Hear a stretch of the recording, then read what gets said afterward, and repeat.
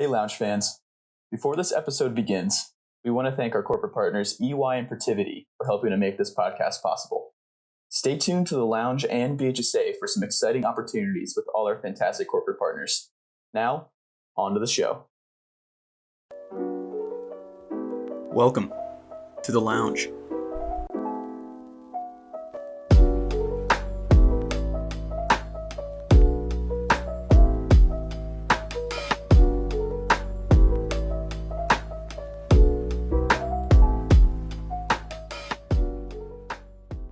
All right, everybody.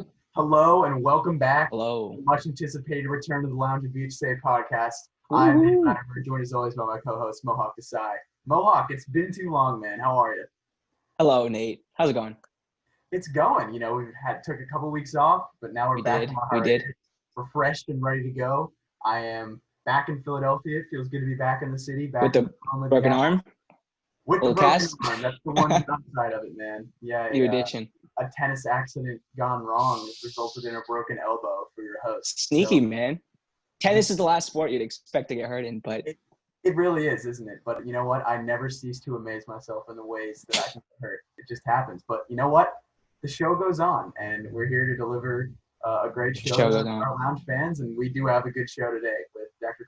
Kathleen Voss, who's a fantastic yes, we do. and a really awesome figure in the Fox Arms community that's doing some really fascinating research and knowledge into what it takes to be a leader. Yep. Most She is.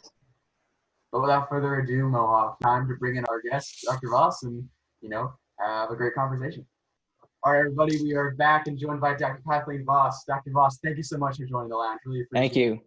Oh, my pleasure to be here. Thanks for inviting me. Absolutely. So I think a great place to start would just be to give our listeners a little bit of background on yourself, how you got involved in Temple, and, what led you to where you are now. Okay, great. So by Temple professor standards, I'm still a little bit of a newbie. I joined Temple in 2014. I worked corporately for about 22 years before I finished my PhD. I started that a little later in life and made this career transition then. I've been in the Fox School since 2014. I've been teaching in the honors program since 2016. And the course that I teach is the freshman leadership course called HRM 1101. I had two significant career changes. I started off with a really bad sales job when I got out of college, and then very quickly lucked out and got to be part of a healthcare startup. And that was life-changing and a great growing up experience, not only professionally but personally, but wouldn't trade it for anything.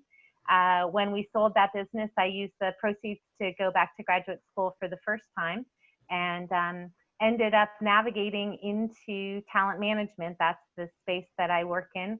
I've worked for two consulting companies, DDI and Right Management, and I've worked as an internal talent management expert for big companies, mostly like AstraZeneca and Vanguard. When I decided after teaching part-time as an adjunct for a number of years and being a guest speaker at Temple and Rutgers and Penn State, I just really thought this is where I wanted to navigate the second half of my career. And so I've been so fortunate to be able to take my talent management background and pursue my passion for it from a slightly different direction as a professor. I'm still a partner in a small consulting company. We do primarily things related to leadership, but more having to do with selecting leaders. This summer, I'm actually looking to put one of our assessment instruments into an online format. So that's what I've been up to this summer. Awesome. Very exciting stuff. So a bit of a winding career path, but that's awesome that you've had the chance to, sort of experiment and figure out where you want to be. I'm wondering, did you always know in the back of your mind that you wanted to be an educator or be, back in sort of the academic space? Or was that sort of a moment in time where you realized, wow, this is really something for me? That's a great question. It was not an always thing. In fact, all of my personality instruments have me a little more on the introverted side. So back office was where I thought I'd always belong. But once I got into consulting, particularly external consulting, you always have to produce your research. If you're going to bill somebody for something, particularly in the hiring people space where there's a lot of legal risk, you have to know what you're talking about, and you have to be able to substantiate what you're proposing. And so it was through those experiences that I learned the value of research, and therefore where research is done. And so that's really what spurred my interest in transitioning to academia. The passion that I have, and it is the favorite part of my job, is the teaching. That was just such a pleasant surprise to me. And as I said, that started more from being asked to be a guest speaker and then teaching a class every once in a while I was still working corporately. So it all kind of came together beautifully, and I don't take it for granted. I know that it's not easy to sort of find your perfect job, but I feel like I found it. And I would even say it's not even easy to learn the ropes of all these different roles that you've taken in your life. Switching from, the corporate world, going into consulting, and then coming to academia, it just seems like a huge switch. So during your time, did you have any mentors or people that you looked up to that taught you the ways? Absolutely. So, and in fact, the career path that I've described for you, as circuitous as it's been, I've been fortunate in that I've never actively had to look for a job. So that bad first job I told you about, my manager from that bad first job left before I did and took me with her. And she has mentored me, coached me, and recommended me for multiple jobs, some that I took, some that I didn't take through my career. And then a little bit later in my career, I met my second mentor. My first mentor's name is Linda Pickwick, and my second mentor is Jean Furkatish. She is Dr. Jean Furkatish, so she has been my mentor sort of into my academic career. But we worked together for a consulting firm, and same story. She took me with her when she left, and then she stayed there and kept recommending me for other jobs, including my job at Pitt. So not only have I felt like I've had these powerful women who have believed in me and who have said to me when they've been helping me guide my career, I think you'd really be good at this, and so I want you to consider it. Those conversations have been pivotal in terms of me taking some risks in my career that have turned out positively, but also just to be able to call either one of them informally when I've managed people, for instance, and say, gosh, I feel a little stuck here. I need some advice, or, is my thinking correct? I mean, they're just wonderful resources and have continued to be those resources for me. And I'm so grateful for it, and try all the time to pay it forward or pay it back whenever possible. It's always fantastic to hear about a connection that you keep for life. I mean, Indeed. we always talk about networking on the podcast. So I think this is a fantastic example of someone who, really uses their network, and it seems like a fantastic networker. So thank you for sharing that. Yeah, for sure. And once you build a good network, your network works for you. You Right. Don't even have to cultivate it so much. So one of the younger professionals who I mentor, she worked with me at Vanguard, and I learned the recipe well. So I took her with me. I stole her and took her with me to Right Management. And I know in my conversations with her, 15 years ago, when I was, you need to build your network and we need to get you out there, and so on and so forth. It's wonderful because now we have a steady Sunday morning FaceTime call since we don't work together anymore.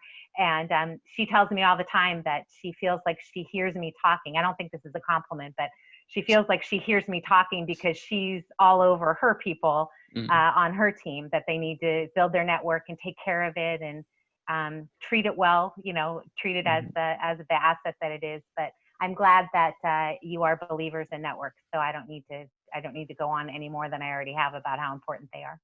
Oh, yeah, most definitely.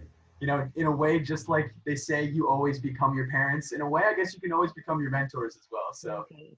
definitely good to see that leadership, and the sort of influence carry on from generation to generation.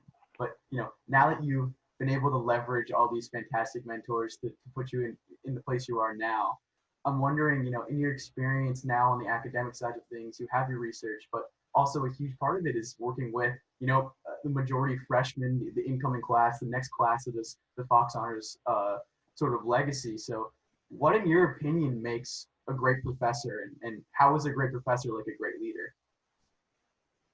What a great question. Let me flip that one around. What do you think makes a good professor? And then I'll tell you whether I think we're on the same page or not. Yeah, interesting. We had Amy Lavin on the podcast a couple of weeks ago, and we asked a similar question. And what I remember from her answer is the ability to, especially in the Fox Honors community, where we stress the importance of making these interpersonal connections in things like networking, is the ability to connect with your students. So I didn't have the privilege of having you for HRM. I had Kate Nelson, who's another fantastic professor, but I think what made her great especially was that ability to really move past the sort of the formalities of those nervous jitters of that first semester being in college in the world, and being able to really actually find a good way to connect with your students. And from there, when you're open and trusting that relationships form, that's when the real learning can take place. 100%. Yeah. Would you add anything else?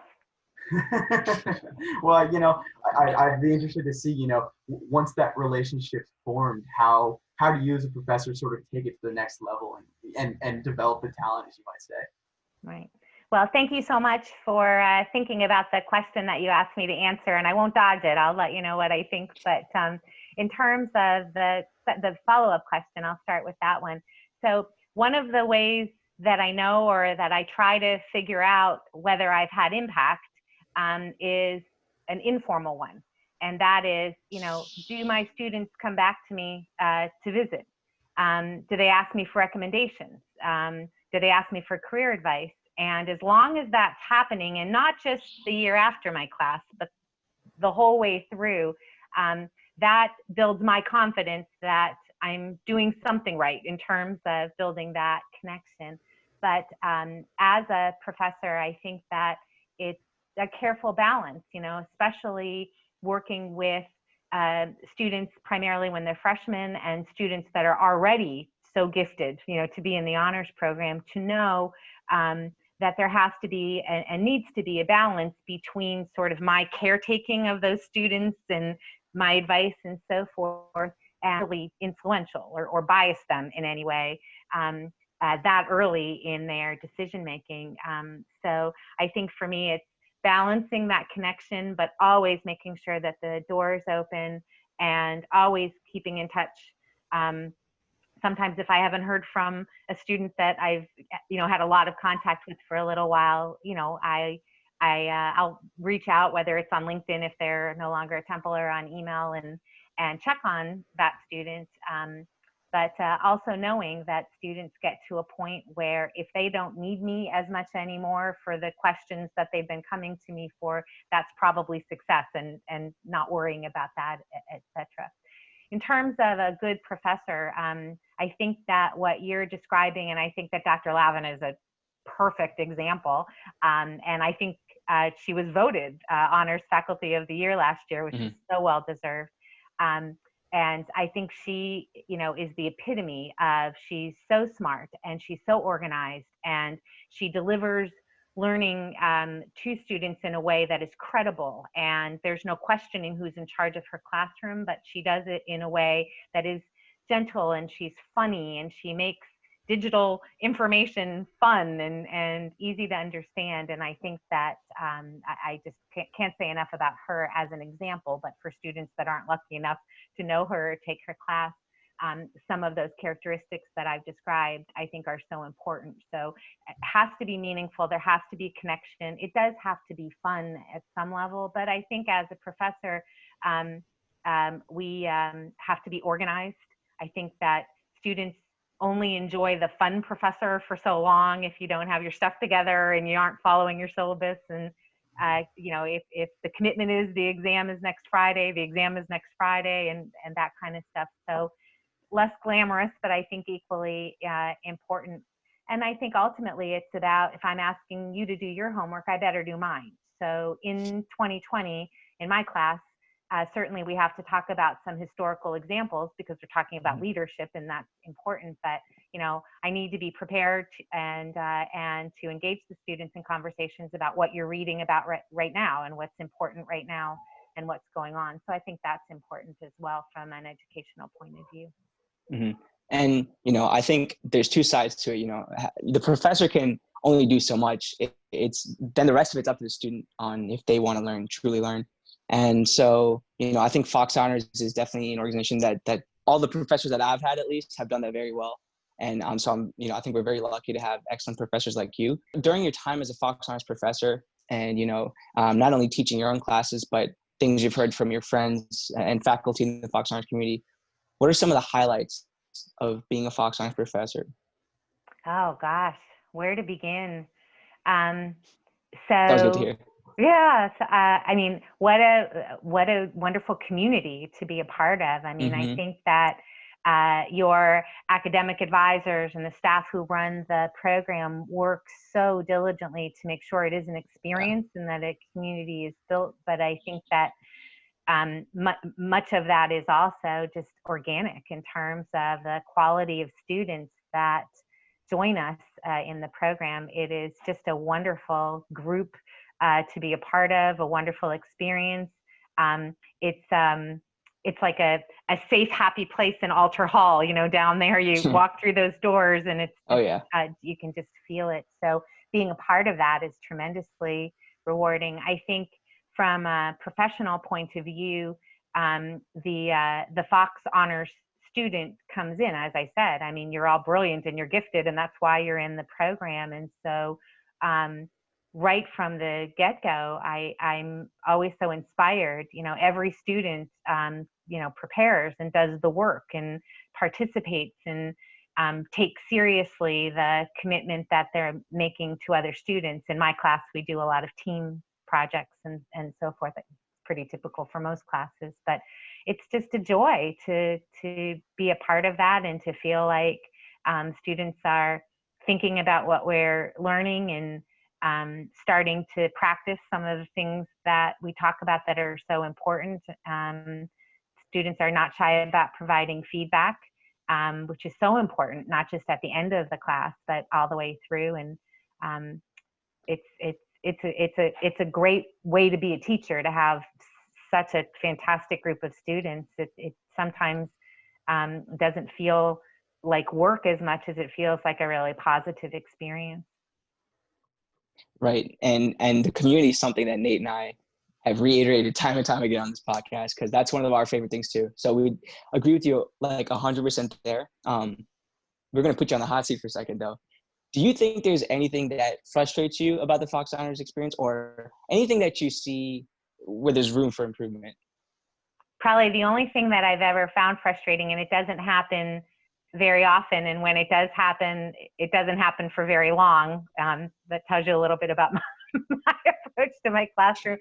But when we're talking about things, sometimes because particularly the honor students, the brains work so fast and they're processing what I've had. It doesn't happen a lot, but what I've had happen a few times is the students are sitting in their teams. We're talking about something important and they're looking things up that we're talking about. It's like, you can look that up later. We're having a conversation, and what it is, it comes from such a positive place. It's something that particular student wants to make sure they have on hand when they write their paper or they go to their team project. But sometimes it's that brilliance and that speed of processing information that we have to pump the brakes and say, this is a conversation, and that's as powerful as researching this topic or getting your citations. So it's minor, and like I said, it hasn't happened very often.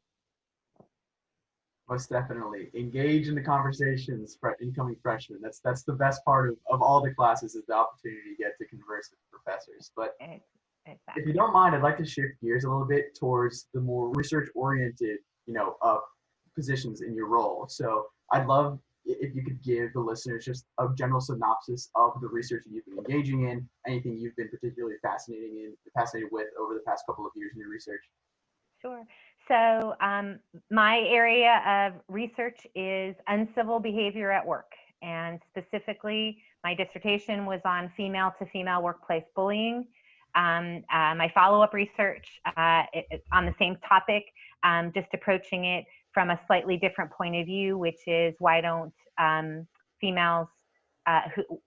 why don't other females who are observing workplace bullying report it or recognize it? And so that's something that's very important to me as a female who worked in talent management corporately for a long time and saw a lot of careers derail because instead of women supporting other women, women were not supporting other women and competing with them.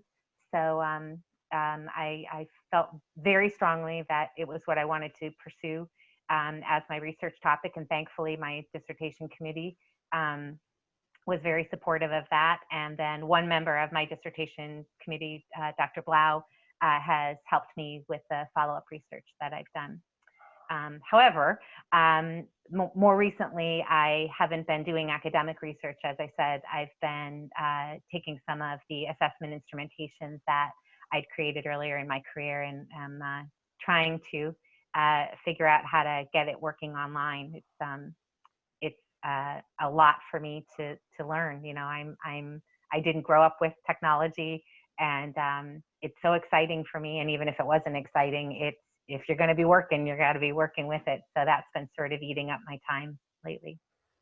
So it's safe to say that you know people, or you know at least how people work, and especially leadership, I would guess. You know, one of the big misconceptions out there about leadership that sometimes you got to be a little mean to be a leader, right? There's a lot of, you know, you have to be a little evil, conniving maybe, to be an effective leader. And people point to, you know, people, figures in history.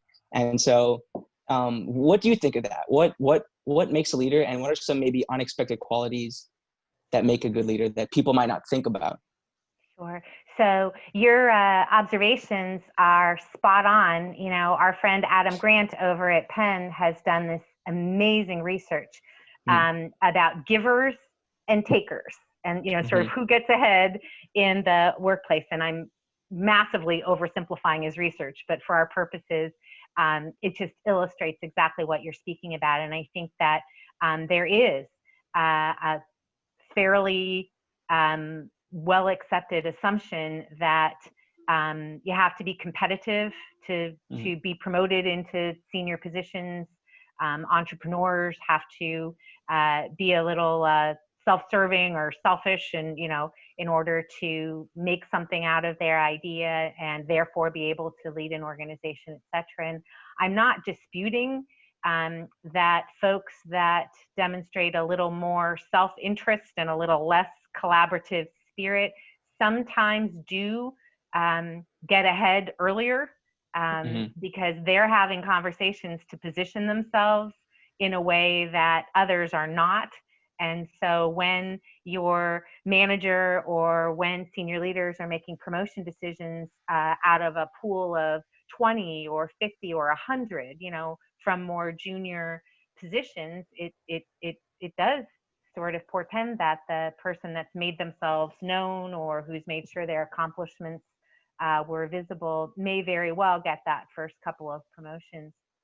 It has been my absolute 100% practical experience that behavior does not always derail a career, but that individual's ability to get others to support them and work with them diminishes significantly. So I won't blow smoke at you and say, oh, every senior leader is someone that's been very collaborative, and every evil, competitive, nasty person that got themselves promoted is not a senior leader. That's simply not true.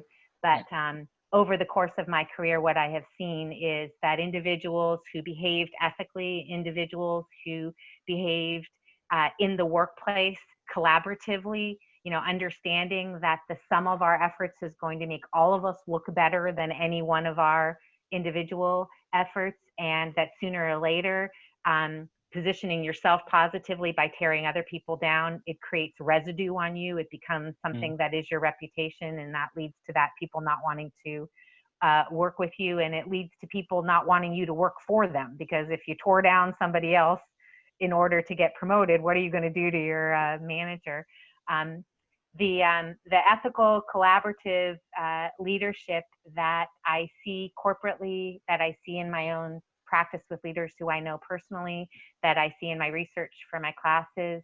I think that employees in organizations and customers of organizations are much more knowledgeable and hold themselves accountable to be much more cautious about who they're doing business with, whether it's working for you or spending my money with you. And so I think that the bar for leading effectively and leading in a way that you'd be proud of and that people close to you should be proud of is certainly prevailing. And two current examples that just come to mind instantly.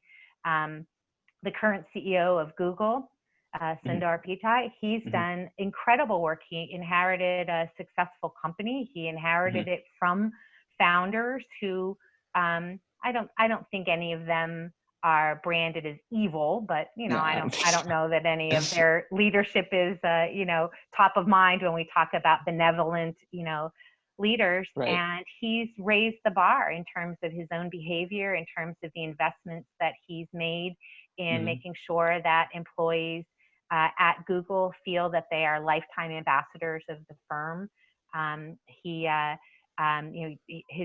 He inherited from Larry Page this mantra about think big, but he's put in place, performance metrics and feedback systems so that everyone at Google thinks big. And big ideas can come from anywhere, not just that inner circle. And that's just one of the many things that he's done. He's known universally to be a nice guy, to be someone who communicates well and who holds himself accountable to behave, in such a way that you could hold them accountable. The other leader, who's a great local story, is Emma Walmsley. We don't know her name doesn't roll off the tongue as quickly as the previous, but she is the CEO of GSK. She is the first female CEO of a major pharmaceutical company. All of the analysts were just so critical of her when she took over the helm of GSK, but she was the handpicked successor of Andrew Whitty, who merged the company into GSK and had a lot of clout with his board. They met at a networking lunch, just as a tidbit there. And she hasn't been CEO that long. 2017, I think, was when 2016 or 2017. And she's done remarkable things with the company, again, not by introducing a lot of competitive or ungrateful behavior. She's put in place a rock star executive team, so she's delegated the authority to a group of individuals who some she inherited, some she handpicked for their talent, but also for their ability to inspire and motivate people. She's taken GSK through some turbulent business events, and currently GSK is performing incredibly well. They've got a really amazing merged venture capital concept with Pfizer that you all will be reading about and hearing about in 2021. It's just such an incredible piece of innovation, and she's very gracious. Everyone kind of knows it was her idea, or that she was at the helm of it, and she gives the credit away generously to others. She's promoted several individuals to run that venture who weren't necessarily in seats on the org chart that had a C in front of them, but were individuals who worked well with others, who were very dedicated to the company, who understand how to motivate individuals even if they don't report to you, etc. So she's another leader that I could talk about all day, and I'm kind of betting on to be somebody we're going to be talking about 10 years from now, to the question that you asked, versus some of the leaders who are less appreciative for me to talk about. Right. And yeah, no, I mean, now that you mention that, I don't think people like Bill Gates. Bill Gates is not a bad guy. Bill Gates, he's a pretty nice guy. And I can think of a lot of other leaders who generally have a good heart, have, a good soul. Like they're not bad people. They're not conniving people. So, well, maybe. Right? Depends on who that. Yeah, right. I believed you when you said there were some out there, and I will say, having worked corporately, there are plenty of them out there. But you can do really well in your career steering clear of them. And for some Right. of us, that's worked really well. Speaking of steering clear, leadership is one of my, this is a very interesting topic, especially for this podcast. So I wanted to ask, what are some maybe bad qualities in a leader? What are some qualities that, make a poor leader who won't be able to control their vision, basically? Right. So when we assess leaders for hire or for promotion, regardless of who the employer is, they all have a slightly different set of criteria that we assess for. There are some that overlap, but each company has its own culture and its own things they're looking for depending on the specific role. There might be specific technical competencies, other behaviors that are prioritized, etc.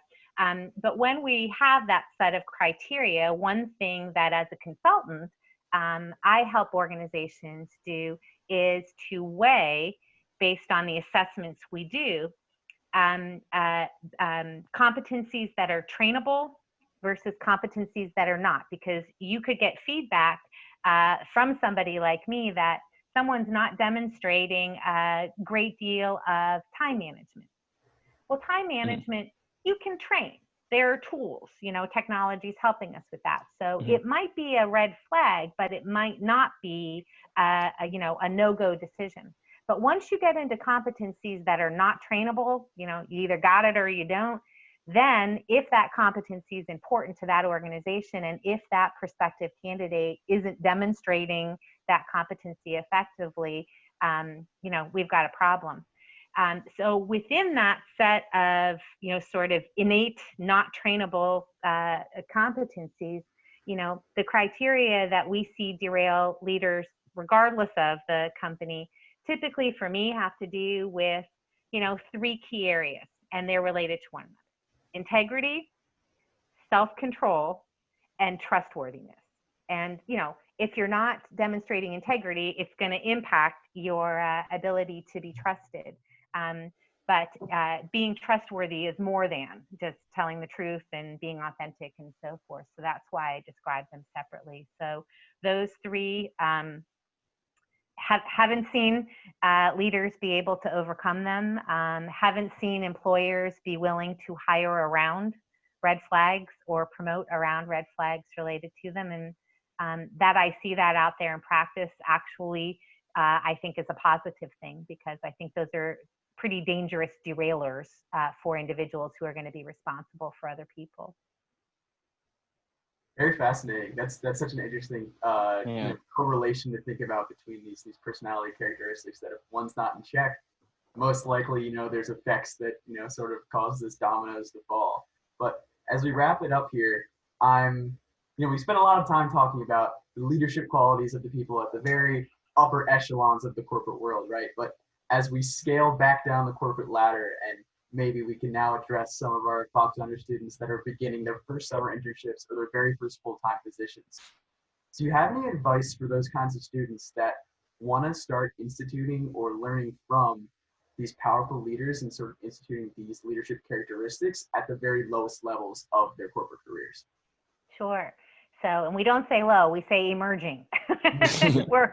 We all had to emerge from somewhere, right?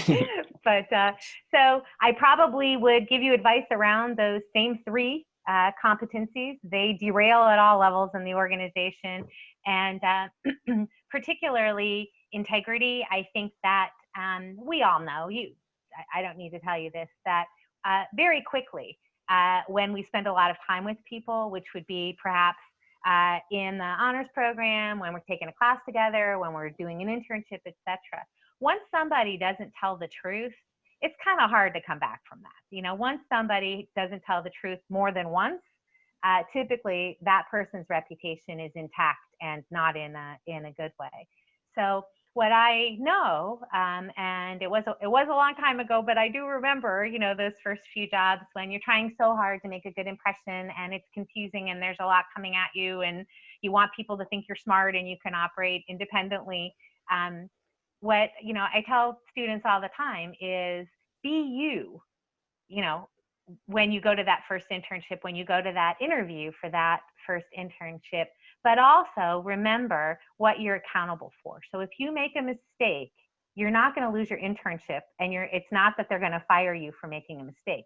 You might lose your internship if you lie about that mistake, or you don't admit that mistake, or you try to blame somebody else for that mistake. So around integrity, the advice about where it gets demonstrated is a little different, but recognizing that with emerging talent, when there are integrity issues, more often than not, it's kind of sad because it's not that someone's not honest, they're just trying to do a good job or trying not to get in trouble. So much more important, though, to remember over the longer haul that one mistake isn't going to get you in trouble. It's what you do when you make that mistake.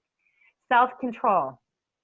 Self-control is a biggie, especially for young emerging professionals who maybe haven't worked before, or if they've worked before, it's been less formal. You know, in this day and age, especially right this minute where we're all working virtually and we're on Zoom and so on and so forth, you know, don't mistake a lower level with a formality with they're not expecting professionalism. So just as I'm looking at the two of you on the screen, you look professional, you're acting professional, you're speaking professionally. There's nothing that I'm viewing behind you in the background that would make me nervous or scared if I was interviewing. Exactly. So, you know, with emerging talent, again, that first internship, et cetera, whether you're in person or not, you know, act appropriately. If you want to be treated like a grown-up, act like one. And I think that's a new thing, you know, self-control, and that includes the words you choose, the language you choose, the way that you communicate, the way that you carry yourself, how you react physically when you get feedback that might not be pleasant, etc. So self-control is a big one. And then we talked about trustworthiness. That has everything to do with you can't make people trust you. All that you can do is demonstrate that you are trustworthy, and then they will. And I think that's really important as well. And be on time. Don't be late. That's a big Very important. Very important. Well, Dr. Voss, thank you so much for this. And it's a tradition here on the Lounge podcast to end with, you know, a very hard-hitting but fun question. So now, you know, it's enough of the fun and games. We've had our fun, but now it's time for the ultimate ending question. nervous. So, Okay. Dr. Voss, if you were stranded on a deserted island and could only take one other member of the Fox Honors community, this could be a faculty member, anything else, with you, who would it be and why? Well, I bet everyone picks Dr. Lavin, so I'm going to think a little further. She was my first pick, and I feel like she's got the MacGyver thing too. I feel like she would be the person that could make an antenna or get us a radio signal. So That's true. She's a strong first pick, but let's see. I won't pick students because I have too many favorites. I have like 20 on the island. I got to go with Lori Roseman. I feel like she'd have us organized. She would know where the food is. I feel like she'd make me feel better about myself while we were stranded. I'm going with Lori Roseman. She's my pick. Lori's a fantastic pick. Yeah, she is a popular selection in that draft. We should get some sort of infographic to track the numbers of yeah, we should. and Amy Lavin selections. But yeah, that's a great pick. But anyways, Dr. Voss, thank you so much for coming to the Lounge. Oh my gosh, this has been so much fun. And I really hope that students can, you know, take some of the valuable lessons we've been talking about here and institute them in their studies and in their professional careers. Excellent. Well, thank you for inviting me. It really has been wonderful. Of course. Thank you. It was a pleasure. All right. Take care, guys.